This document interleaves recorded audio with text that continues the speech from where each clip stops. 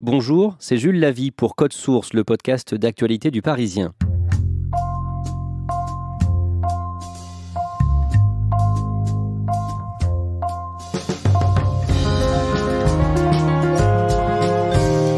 On a tous un gilet jaune dans la bagnole. Foutez-le en évidence sur le tableau de bord. Un petit code couleur pour montrer que vous êtes d'accord avec nous, avec le mouvement. On entend tous ces bruits de grenades assourdissantes, ces jets de gaz lacrymogènes qui sont lancés par les forces de l'ordre pour tenter de disperser plusieurs centaines de gilets jaunes. On va faire usage de la force. Il a qu'à vivre avec 1200 € le Macron, qui prend notre place et on va voir ce qu'il va bouffer à la fin du mois. Macron, démission. Macron, démission. Macron, démission. Une fronde inédite en France par son ampleur, d'abord contre l'augmentation des prix des carburants, puis contre la baisse générale du pouvoir d'achat. À travers tout le pays, manifestations, occupations de ronds-points, barrages filtrants, des hommes, des femmes en colère de tous bords politiques se parlent sur les réseaux sociaux et vont réussir à faire reculer le gouvernement. Mais le mouvement des Gilets jaunes sera sans lendemain. Un an après, Code Source revient sur cette mobilisation avec une série anniversaire de 3 épisodes. Deuxième épisode, les violences du 1er décembre 2018 à Paris et le saccage de l'Arc de Triomphe.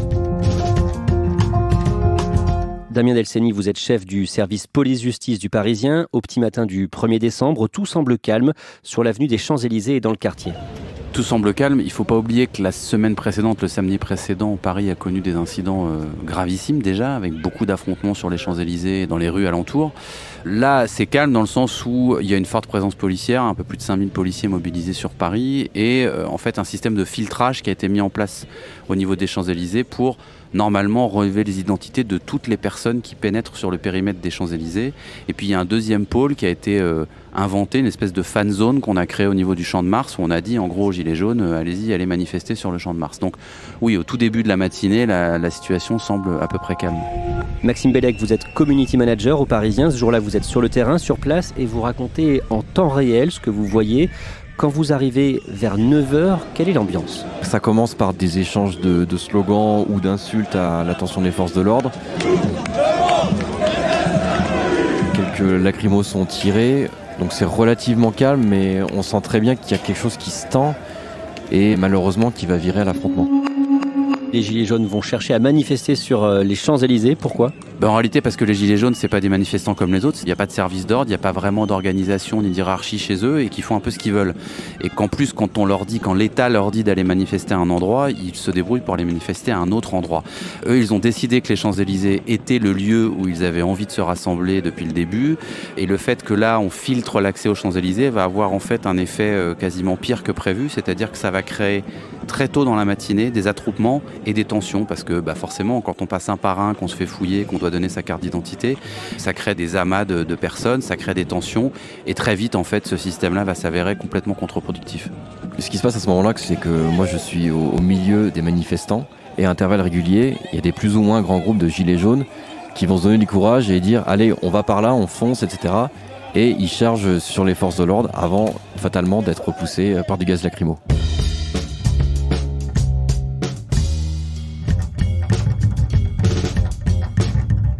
À ce moment-là, d'autres groupes de Gilets jaunes qui s'étaient donné rendez-vous ailleurs dans Paris, à Bastille ou au Louvre par exemple, décident de converger à leur tour vers les Champs-Élysées. Les Champs-Élysées et la place de l'Arc de Triomphe sont le lieu où tout le monde va arriver. Alors, en sachant que à ce moment-là, les forces de l'ordre, elles protègent les bâtiments dits sensibles de Paris, que sont l'Élysée et la place Beauvau, le ministère de l'Intérieur, qui sont très proches des Champs-Élysées, qui sont au bout des Champs-Élysées, mais aussi à d'autres endroits de Paris. On protège Matignon, on protège l'Assemblée, on protège le Sénat. Ça veut dire qu'il y a beaucoup de forces de police qui sont mobilisées ailleurs dans Paris et qui sont complètement statiques, c'est-à-dire on a fait un barrage, on a rendu une zone complètement hermétique, mais qu'au niveau des champs, ça rentre finalement beaucoup plus simplement que prévu, et puis ça commence à s'agglutiner et il commence à y avoir des tensions très vite. Les forces de l'ordre, elles sont dans leur logique qu'elles ont déjà depuis 15 jours, c'est-à-dire elles sont à distance de plusieurs dizaines de mètres des manifestants et elles lancent des grenades lacrymogènes. Et donc l'idée pour elles, c'est de ne pas aller au contact, pas de corps à corps, pas d'intervention physique violente. L'idée, c'est de gazer la place, de saturer la place de gaz pour que les manifestants s'éloignent. Sauf que ça ne fonctionne pas en réalité et qu'on a toute l'après-midi cette espèce de manège un peu, c'est-à-dire entre des manifestants qui se mettent autour de l'Arc de Triomphe, près de l'Arc de Triomphe. Il y a d'ailleurs des tags sur le monument qui sont faits assez tôt dans la journée. Les policiers gazent la place, ils essaient de regagner du terrain, c'est du gagne-terrain, ils gagnent 20-30 mètres, ils se rapprochent de l'Arc de Triomphe, et puis ils reculent à nouveau, et puis les manifestants reviennent, et on va assister à cette espèce d'aller et venue assez bizarre pendant toute l'après-midi. Vous attendiez une ambiance comme ça, un petit peu violente quand même? Non, c'est encore pire, hein. C'est pire que... Ah ouais, que la semaine... Ah ouais, c'est pire que ce qu'on attendait, on pensait pas que... Parce que là, globalement... On fait rien, quoi. Alors, faut qu'il arrête. C'est eux qui nous attaquent, nous on fait rien. On est là en pacifiste. Qu'est-ce qu'on fait? Qu'il a qu'à vivre avec 1200 €, Macron. Il prend notre place pendant 6 mois et on va voir ce qu'il va bouffer à la fin du mois. Il y a des manifestants qui vont former un cordon autour de la flamme du soldat inconnu avec les barrières grises métalliques et en quelque sorte la protéger symboliquement pendant les échauffourées sous l'Arc de Triomphe. Je m'approche. Pas toujours simple de voir exactement ce qui se passe au niveau de la flamme, mais je voyais bien qu'il y avait des gens qui étaient plutôt agenouillés, assis, etc. La foule, un moment même, a chanté la Marseillaise. Et ça, c'était les prémices des affrontements qui allaient se dérouler ensuite avec les forces de l'ordre. On va avoir des mini-batailles rangées entre les CRS et les manifestants. J'ai vu des CRS reculer et se prendre des bombes de peinture sur le bouclier et reculer sous l'Arc de Triomphe. C'est assez impressionnant parce que ça se passe dans un tout petit espace. Les manifestants et les forces de l'ordre vont s'affronter et reculer, avancer, etc. avec beaucoup de lacrymos dans peu de mètres carrés. J'avoue que là, c'est un moment où on a un peu peur de se prendre un pavé ou une LBD ou quoi que ce soit sur la figure, tout simplement, quoi. Et les manifestants vont se disperser dans le quartier. Ça va toucher d'autres rues, d'autres secteurs. Il y a une saturation telle de la place, que ce soit en lacrymogène ou en force de l'ordre, qu'une partie des manifestants va quitter le périmètre. Mais en fait, en quittant le périmètre, ils partent dans les avenues qui constituent l'étoile, en fait. Ils partent un peu dans tous les sens. Et il y en a beaucoup qui vont se retrouver, notamment avenue Foch, avenue Kléber. Et là, à ce moment-là, ils se retrouvent dans une zone où il n'y a plus de forces de l'ordre, en réalité. C'est-à-dire qu'ils sont complètement livrés à eux-mêmes. Les forces de l'ordre, elles essaient tant bien que mal de tenir ce fameux périmètre des Champs et de l'Arc de Triomphe. Mais par contre, à quelques centaines de mètres de là, dans les avenues autour, il n'y a plus de policiers, il n'y a plus rien. Et c'est là qu'il va y avoir les premières boutiques vandalisées, des pillages. J'ai vu un gros 4x4 retourné.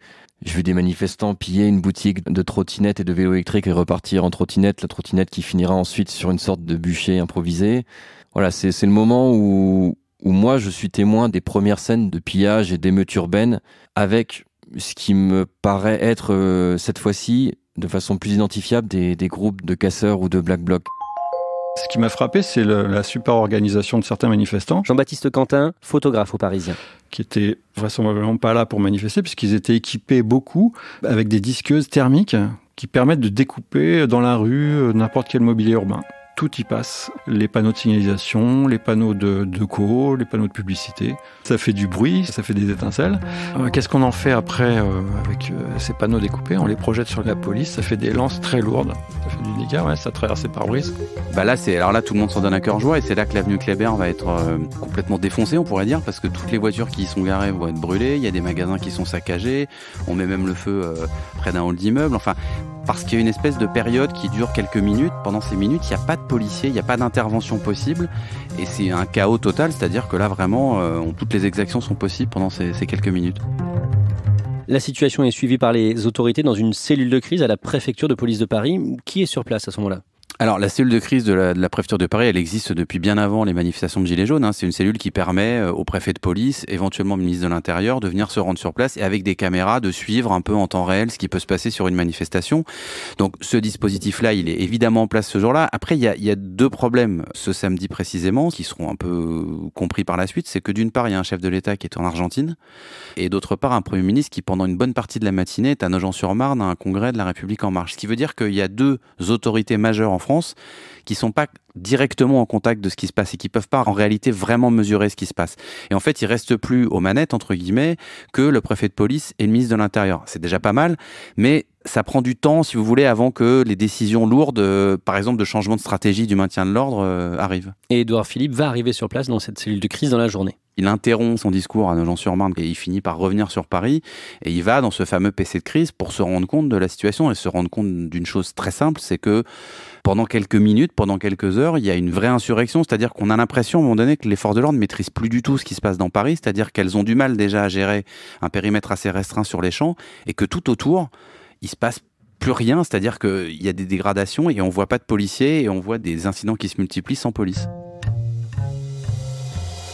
Avenue Kléber, il y avait beaucoup de chantiers ouverts, abandonnés comme ça aux manifestants. Et dans un des chantiers, il y avait un énorme bulldozer élévateur de charge lourde, que certains manifestants ont réussi à démarrer. Ils l'ont fait rouler jusqu'à pouvoir faire arrêter le camion lance à eau qui lui était vide et où les policiers essayaient de faire le plein sur une borne d'incendie quelque part. Ils ont été tellement harcelés qu'ils n'ont pas pu faire reculer le camion lance à eau. Et les policiers ont été obligés d'abandonner ce camion-là à un moment donné, sous la pression des manifestants.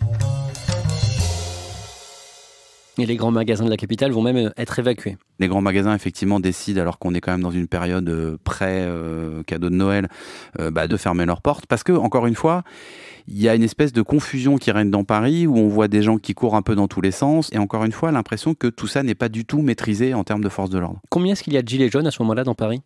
Les estimations sont toujours compliquées. On parle de au moins 5000. Alors, quand je dis 5000, c'est le noyau vraiment dur de ceux qui sont sur les champs et autour. En tout cas, c'est sans aucun doute plusieurs milliers sur Paris et sur ce périmètre très restreint à ce moment-là.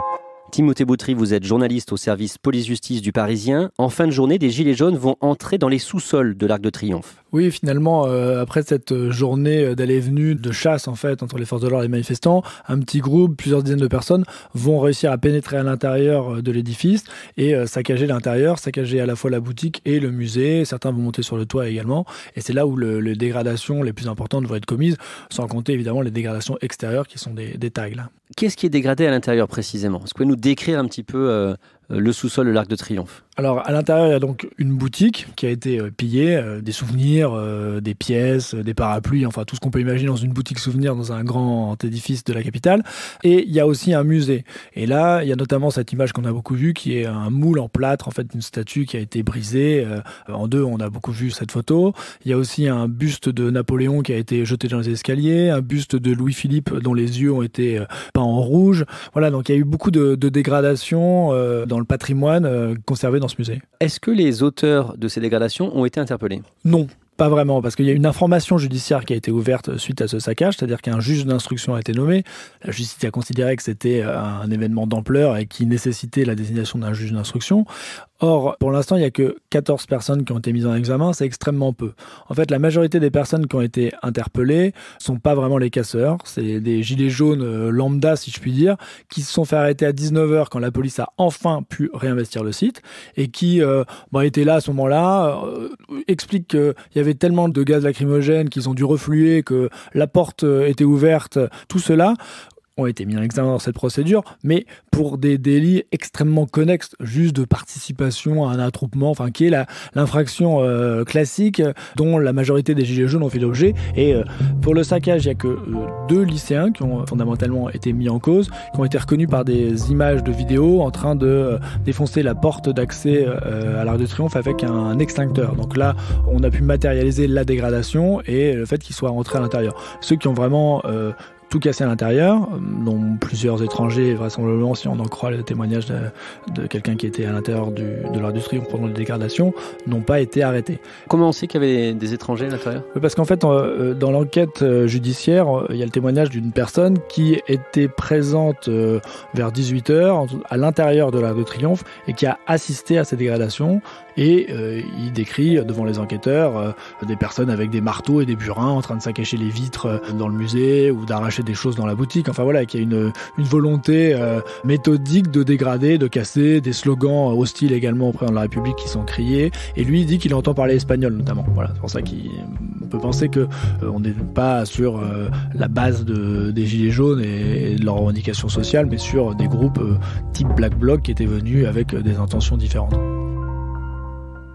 Et il y a enfin une dernière personne qui a été mise en examen pour des dégradations commises sur l'Arc de Triomphe, sur des tags. Et en fait, là, c'est un militant d'extrême droite, nostalgique du Troisième Reich. On a retrouvé des drapeaux nazis chez lui. Une personne de 40 ans qui vit chez ses parents dans les Ardennes, dont le surnom est Sanglier, qui est quelqu'un qui est assez connu dans la mouvance d'extrême droite.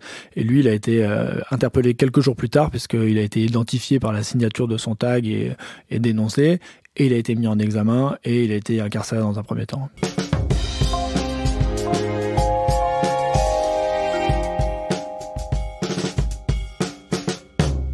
La nuit tombe et la police commence à reprendre le dessus. Oui, alors la police dira et dit toujours qu'elle a repris ce samedi-là le dessus plutôt que le samedi d'avant, où ça avait été très tardif, où il avait fallu attendre 22 heures pour que Paris retrouve un calme apparent. Là, effectivement, aux alentours de 19h30, 20h, on peut estimer que la situation est gérée sur Paris, c'est-à-dire qu'il n'y a plus ces poches de violence sans contrôle policier, et qu'effectivement, les policiers ont repris le contrôle au moins du secteur Champs-Élysées, Arc de Triomphe et des avenues environnantes. Combien de grenades lacrymogènes ont été utilisées au total pendant cette journée ? Alors c'est plus de 3000 sur le simple secteur Arc de Triomphe, Champs-Élysées. En tout cas, c'est des milliers et c'est un record absolu en termes de maintien de l'ordre. On sait combien de gilets jaunes sont interpellés au total ? Ce jour-là, à Paris, il y a près de 400 gardes à vue. Alors, c'est sur toute la ville de Paris et c'est pas nécessairement... Mais bon, c'est très majoritairement sur le secteur Champs-Élysées, Arc de Triomphe. Ces gardes à vue, c'est plus sur le contexte, la participation à cette manifestation et très peu qui finissent impliqués dans le saccage de l'Arc de Triomphe. C'est quand même ça qu'il faut bien comprendre. Il y a un distinguo énorme entre le nombre de gardes à vue et le nombre de personnes qui sont actuellement poursuivies dans l'enquête sur cette dégradation. Ce soir-là, la préfecture de Haute-Loire est incendiée au Puy-en-Velay. Le ministre de l'Intérieur, Christophe Castaner, est invité dans le 20h de TF1. Première question, monsieur le ministre, où en est la situation ce soir à Paris ? Elle est plus apaisée, elle n'est pas totalement sécurisée, même si aujourd'hui, à l'heure où je vous parle, la place de l'Étoile, par exemple, et l'Arc de Triomphe, le sommet de l'Arc de Triomphe ont été repris par nos forces de sécurité. Il y a quelques groupes de quelques dizaines de personnes qui continuent à errer dans Paris et que nous tentons de neutraliser. Il y a encore quelques incendies, mais la plupart ont été neutralisés par nos forces de sapeurs-pompiers. Et ce soir-là, Christophe Castaner vient aussi constater les dégâts place de l'Étoile. Oui, il vient au pied de l'Arc de Triomphe avec le préfet de police. Il vient saluer les forces de l'ordre qui sont encore présentes sur place. Il vient même prendre un pavé dans sa main pour dire « Regardez ce qu'on a acheté sur les forces de l'ordre toute la journée ». Là, le problème, c'est qu'on est dans une situation très compliquée, c'est-à-dire que toute la journée, un symbole très fort de notre pays a été totalement délaissé quelque part et abandonné au saccage et au pillage, et que le soir, une fois qu'on a repris le terrain en termes de force de l'ordre et de maintien de l'ordre, voilà, on vient dire ça y est, c'est terminé, mais on sent bien que ça va pas être suffisant de dire on a repris le périmètre, quoi. Qu'est-ce qui va changer après cette journée dans la façon de maintenir l'ordre pour les journées suivantes de manifestations de Gilets jaunes ? Là, on a atteint un peu le point de non-retour. C'est-à-dire que c'est le deuxième samedi quand même sur Paris où on sent que la police ne maîtrise pas totalement ce qui se passe sur le territoire parisien. Et surtout, c'est la fin d'un principe fondateur du maintien de l'ordre en France qui est le maintien de l'ordre quasi statique. C'est-à-dire, on se positionne, on attend, on fait quelques charges pour repousser le manifestant ou essayer de juguler une manifestation, mais on ne va jamais chercher à interpeller des gens qui sont en train d'enlever des pavés pour les jeter, de mettre le feu à une poubelle. On évite le corps à corps, on évite à la fois des images qui pourraient être extrêmement négatives de policiers en train de matraquer quelqu'un au sol. On évite aussi la possibilité qu'il y ait des blessures beaucoup plus graves parce que quand vous partez au corps à corps, vous savez pas tellement comment ça peut se terminer. Donc là, on sent bien que ce système de maintien de l'ordre historique français, il est arrivé un peu au bout de sa logique. Et puis surtout, il y a une autre chose qui commence à monter, c'est que ça fait 2 samedis d'affilée que les Champs-Élysées sont saccagés. Et qu'on comprend aussi que les forces de l'ordre, elles ont eu pour ordre de sanctuariser cet endroit. C'est-à-dire, on leur a dit, voilà, tous les manifestants vont s'agglutiner ici, vous gérez cette situation, nous tout ce qu'on veut c'est que ça ne parte pas vers l'Élysée, que ça ne parte pas vers Matignon, que ça ne parte pas vers l'Assemblée, il faut que ce périmètre-là il soit tenu. Mais c'est un peu comme fermer une cage et laisser les gens dans la cage faire un peu ce qu'ils veulent dans cette cage. Et c'est comme ça qu'on le ressent, nous, en tant que spectateurs, mais c'est aussi comme ça que le ressentent les policiers eux-mêmes, parce que beaucoup de policiers nous diront la semaine suivante, mais nous, on était dans des camions, on aurait très bien pu intervenir, sauf que l'ordre d'intervenir n'est jamais venu. C'est-à-dire qu'on a géré une crise, on a géré une insurrection sans qu'on nous donne les moyens et sans qu'on nous donne le feu vert pour intervenir. Et donc, qu'est-ce qui va changer après ça ? Ce qui va changer, c'est qu'en fait, on va dire aux policiers, maintenant, on va faire le contraire de ce qu'on vous a expliqué depuis des mois et des années en France. C'est-à-dire qu'à partir de la semaine prochaine, on va constituer des équipes mobiles, plus légères, des petits groupes de 5-6 policiers qui ne seront pas aussi lourdement chargés en boucliers, en plastrons, etc. Et on va leur dire, vous, votre rôle, c'est d'aller interpeller les gens dès que vous les voyez, casser une vitrine, mettre le feu à une poubelle. Vous vous projetez, vous prenez cette personne, vous l'interpellez, vous la ramenez. Et puis, il va aussi venir beaucoup le côté interpellation préventive, c'est-à-dire que la semaine d'après, outre les moyens très lourds qui vont être mis en place, comme les blindés qui vont arriver dans Paris, les moyens quasi militaires qu'on n'avait jamais vus dans Paris, on va dire aussi aux policiers, maintenant vous allez vous mettre en amont dans les gares, et à l'arrivée des manifestants, des gilets jaunes le matin très tôt, vous faites des fouilles, vous faites des contrôles, et puis dès que vous trouvez un marteau, un extincteur, un boulon, n'importe quoi, pouf, garde à vue, interpellation. Et donc là, on se dit qu'en intervenant très très en amont, on va peut-être éviter d'avoir 400, 500 casseurs présents l'après-midi. Et est-ce qu'il y a une volonté ensuite de réprimer plus fortement les manifestations de gilets jaunes, notamment avec des LBD? Il y a surtout une consigne très simple, c'est que les forces de l'ordre, pendant au moins 2 samedis, ont donné l'impression d'être des spectateurs de ce qui se passait.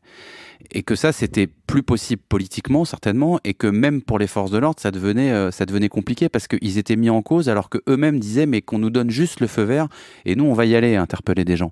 Donc, à partir du moment où on leur donne ce feu vert la semaine d'après, on leur dit bon, maintenant, ça suffit, il faut aller au contact, il faut aller interpeller des gens, ce petit clapet dans la tête, il se soulève tout seul, c'est-à-dire, vous vous dites bon, ok, maintenant j'ai le feu vert, donc maintenant on va y aller et on va répondre de manière dure et de manière forte aux menaces qui nous sont faites. Merci à Damien Delceni, Maxime Bellec, Jean-Baptiste Quentin et Timothée Boutry. À suivre, La Désillusion, 3e et dernier épisode de notre série anniversaire Gilets jaunes. Cet épisode a été conçu et préparé par Stéphane Geneste, production Clara Garnier-Amouroux, réalisation Alexandre Ferreira. Code Source est le podcast d'actualité du Parisien. Nous sommes disponibles sur toutes les applications de podcast, mais aussi Deezer et Spotify. Et vous pouvez nous écrire codesource@leparisien.fr.